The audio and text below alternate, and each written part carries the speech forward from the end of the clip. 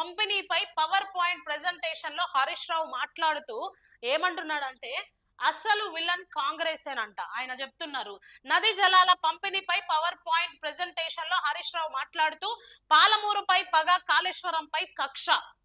చూడండి, పాలమూరుపై పగ పెట్టుకొని కాళేశ్వరంపై కక్ష పెట్టుకొని అసలైన విలన్ గా కాంగ్రెస్ ప్రభుత్వం వ్యవహరిస్తుంది అన్నట్టుగా ఆయన ప్రెజెంటేషన్ ఇస్తున్నారు.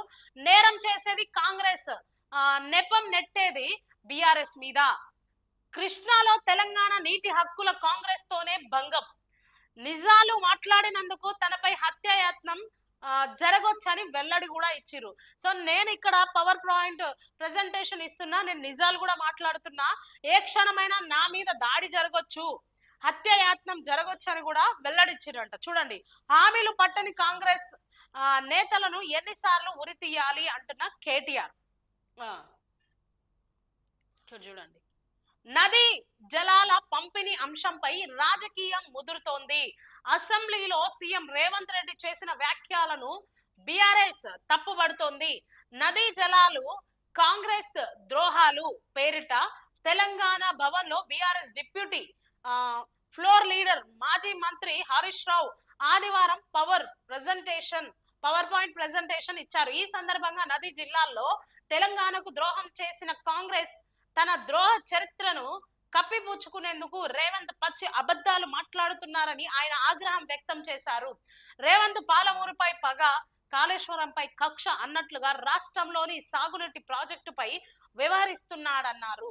శాసనసభను తప్పుదోవ పట్టించినందుకు సీఎం నాలుక కొయ్యాలా లేక ఎవరి నాలుక కొయ్యాలో రేవంత్ చెప్పాలి అని ఆ సభలో ఆయన ప్రశ్నించారు. చూడండి, సభలో అబద్ధాలు చెప్పిన రేవంత్ కు చీము నెత్తురు ఉంటే వెంటనే రాజ్ భవన్ కు వెళ్లి సీఎం పదవికి రాజీనామా చేయాలి అని హరీష్ రావు అన్నారు. సీఎం రేవంత్ మంత్రి ఉత్తమ్ చేసిన వ్యాఖ్యలను ఆధారాలతో సహా తప్పుబట్టారు. నాపై హత్యాయత్నం చేస్తాడేమో, దేవుళ్లను మోసం చేసిన ఘనుడు రేవంత్ అసెంబ్లీలో పిట్ట కథలు చెప్తే మంత్రి ఉత్తమ్ కుమార్ రెడ్డి కట్టు కథలు చెప్పారు. నదీ జలాల్లో తెలంగాణకు దక్కాల్సిన వాటాలో నేరం కాంగ్రెస్ చేస్తుంది, నెపం మాత్రం బీఆర్ఎస్ మీద తోస్తుంది అని చెప్పేసి ఆయన మాట్లాడడం జరిగింది. చూడండి, వీళ్ళు ఒకరి మీద ఒకరు వేసుకొని కాంగ్రెస్ ప్రభుత్వం మీద బీఆర్ఎస్ ప్రభుత్వం మీద కాంగ్రెస్, కానీ ప్రజలకు మాత్రం అన్యాయం జరుగుతూనే వస్తుంది. ప్రజల పక్షంగా ఎవ్వరు మాట్లాడరు. ఇక్కడ హరీష్ రావు కావచ్చు, రేవంత్ రెడ్డి కావచ్చు, లేకపోతే కేటీఆర్, ఉత్తమ్ కుమార్ రెడ్డి, మంత్రులు, ఎమ్మెల్యేలు అందరూ కూడా ఈ కృష్ణా నది గురించి, నీళ్ళ గురించి మాట్లాడుతున్నారు. మన తెలంగాణకు నీళ్ళు అవసరమే, మంచిది.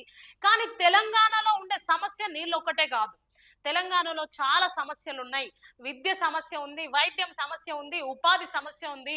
ఈ అసెంబ్లీలో వీళ్ళకి మాట్లాడడానికి ఏం దొరుకుతలేదా? చూడండి, శాసనసభల్లో కానీ అసెంబ్లీలలో కానీ మాట్లాడడానికి ఓన్లీ నీళ్ళ గురించే చర్చ జరుగుతుంది, కానీ చదువుల గురించి కానీ, గవర్నమెంట్ స్కూల్స్ గురించి, ఎడ్యుకేషన్ గురించి, లేకపోతే విద్య గురించి, ఉపాధి కల్పించడం గురించి ఏ ఒక్క నాయకుడైనా మాట్లాడుతున్నాడా? అది మాత్రం మాట్లాడడానికి నాయకులకు రాదు. ఎందుకంటే వాళ్ళే కుమ్మక్క అవుతారు అనమాట. బీఆర్ఎస్ వాళ్ళు, కాంగ్రెస్ వాళ్ళు, బీజేపీ వాళ్ళు. ఎందుకంటే మనకు ఉండేది ముఖ్యంగా 3 పార్టీలు. ఈ 3 పార్టీలు ఏమైతారంటే నువ్వు ఇదే మాట్లాడు, నేను అదే మాట్లాడతా, నువ్వు ఇది మాట్లాడు, అంతే. ఈ చర్చనే జరగాలి ఇక్కడ అని అనుకుంటారేమో వీళ్ళు ఒకరొకరు. దాని తర్వాత అసెంబ్లీకి పోతారేమో. మరి లేదంటే ఎన్నో సమస్యలు మన రాష్ట్రంలో ఉన్నాయి. చదువు సమస్య ఉంది, అట్లనే గవర్నమెంట్ వసతులు కరెక్ట్ గా కల్పిస్తలేదు హాస్పిటల్ల, అది పట్టించుకుంటలేరు. ఈ కృష్ణా నది ఈ నీళ్ళ గురించి మాత్రము బాగానే పట్టించుకుంటారు. మనకి నీళ్ళు అవసరమే, అవసరం లేదు అంటలేను నేను, నీళ్ళు అవసరమే. అట్ ద సేమ్ టైం మనకి ఏం కావాలి? మంచి చదువు కావాలి, మంచి వైద్యం కావాలి. దీన్ని ఎందుకు అడగడం లేదు అసెంబ్లీలో, శాసనసభల్లో? ఎందుకు దీన్ని క్వశ్చన్ చేయడం లేదని నేను ప్రశ్నిస్తున్నా ఈరోజు. చూడండి, ఆ హరీష్ రావు అదే మాట్లాడతాడు, మన కేసీఆర్ వచ్చిండు అసెంబ్లీకి, కేసీఆర్ అదే మాట్లాడతాడు, రేవంత్ రెడ్డి అదే మాట్లాడతాడు. అందరు నీళ్ళ గురించే మాట్లాడితే మరి ఈ చదువుల గురించి, పిల్లల భవిష్యత్తు గురించి, మొన్నటికి మొన్న గురుకులలో కరెంటు లేక పిల్లలు ఎన్నో అవస్థలు పడుతున్నారు గురుకుల హాస్టల్లో. వార్డెన్కి చెప్తే వార్డెన్ బూతులు తిట్టిండు. ఆ వీడియో సోషల్ మీడియాలో వైరల్ అవుతుంది, మీరు చూసుకోవచ్చు. ఆ వార్డెన్ ఏమంటున్నాడు, ఆ పిల్లల్ని గలీజ్ గలీజ్ మాటలు తిడుతున్నాడు. ఈ మంత్రులకు, ఎమ్మెల్యేలకు, ప్రతిపక్షంలో ఉన్నోళ్లకు, అధికార పక్షంలో ఉన్నోళ్లకు ఆ సమస్యలు కనిపిస్తలేవా? ఆలోచించండి ప్రజలారా ఒక్కసారి. వీళ్ళు అసెంబ్లీకి వెళ్ళేది ఎందుకు?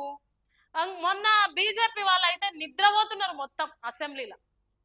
అరే అసెంబ్లీకి వచ్చి మేము పోరాడతాం నాయనా ఇయ్యండి అంటే ఎవ్వరు గెలిపించరు. నిజంగా ప్రజలు కూడా ఆలోచించాల్సిన విషయం ఏంటంటే, వీళ్ళు పోతే వాళ్ళు, వాళ్ళు పోతే వీళ్ళు గెలుస్తున్నారు అని వీళ్ళకి ధీమా. అంతే. కాంగ్రెస్ ప్రభుత్వం గెలుస్తుంది, లేకపోతే బీఆర్ఎస్ గెలుస్తుంది, లేకపోతే బీజేపీ గెలుస్తుంది అనే ధీమాలో వీళ్ళు ఉన్నారు. కానీ ప్రజలు ఆలోచించాల్సిన విషయం ఏంటంటే, ఒక కొత్త పార్టీని ముందుకు తీసుకురావాలి. ఆ కొత్త పార్టీలో యువతకు అవకాశం ఇవ్వాలి.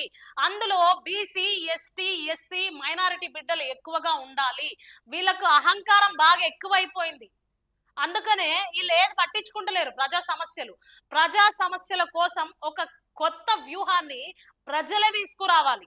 వీళ్ళకందరికీ అదే అహంకారం అన్నమాట. ఏంటంటే బీఆర్ఎస్ పోతే కాంగ్రెస్, కాంగ్రెస్ పోతే బీఆర్ఎస్, బీఆర్ఎస్ పోతే, ఎందుకంటే మెయిన్ గా ఈ రెండు పార్టీలనే ప్రజలు కూడా హైలైట్ చేస్తున్నారు. అందుకనే ఆలోచించండి ప్రజలారా. కొత్త వాళ్ళకు కూడా అవకాశం ఇవ్వండి. యువత కూడా మేల్కోండి. యువత ఎందుకు మేల్కోవాలంటే, మన భవిష్యత్తును, మన రాష్ట్రాన్ని మనమే బాగు చేసుకోవాలి.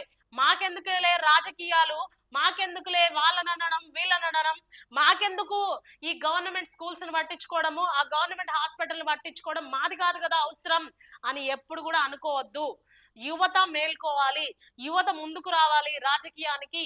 యువత ప్రశ్నించడానికి ముందుకు రావాలి. అప్పుడే మన రాష్ట్రం, మన దేశం బాగుపడుతుంది.